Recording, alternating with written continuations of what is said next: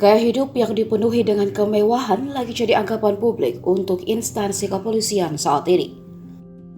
Apalagi melihat sejumlah kasus yang melibatkan aparat kepolisian bahkan sampai yang berpangkat jenderal sekalipun. Sebut saja Teddy Minahasa, mantan Kapolda Jawa Timur itu yang ditangkap karena kasus narkoba, dikenal sebagai polisi terkaya di Polri. Namun siapa sangka, jenderal tersebut justru berbisnis barang haram sabu. Di tengah anggapan jenderal polisi bergaya hidup mewah dan hedonisme, ada satu nama yang mematahkan stigma tersebut. Ia adalah Brigadir Jenderal Pol Yehu Wangsajaya. Siapa sangka di saat dari jabatannya bisa menggunakan pengawalan atau ajudan, dirinya justru memilih hidup sederhana. Brigjen Yehu lebih suka menggunakan angkutan umum seperti bus atau kereta listrik.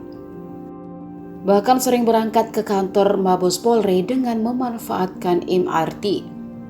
Karir Yehu di Polri cukup mentereng. Ia bahkan pernah bergabung dalam tim dan berkontribusi membangun dan mengaplikasikan komputerisasi sebagai ujian teori surat izin mengemudi untuk pertama kalinya di Indonesia. Ia juga pernah menerapkan aplikasi riwayat hidup personel Polri, Mabes Polri untuk pertama kalinya di Indonesia.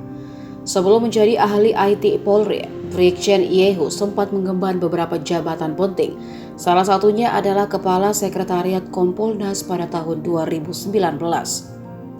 Polisi kelahiran Cianjur, Jawa Barat tersebut juga pernah menjabat sebagai Wakasat Lantas Poltabes Medan pada tahun 1998. Brigjen Yehu menempuh pendidikan Magister Ilmu Komputer di Universitas Budi Luhur pada tahun 2006.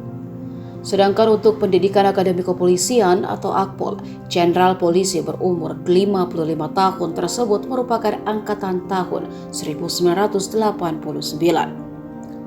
Brigjen Yehu juga pernah menyabet penghargaan bergengsi, yakni anggota kehormatan IAII Universitas Budi Luhur, Jakarta 2020.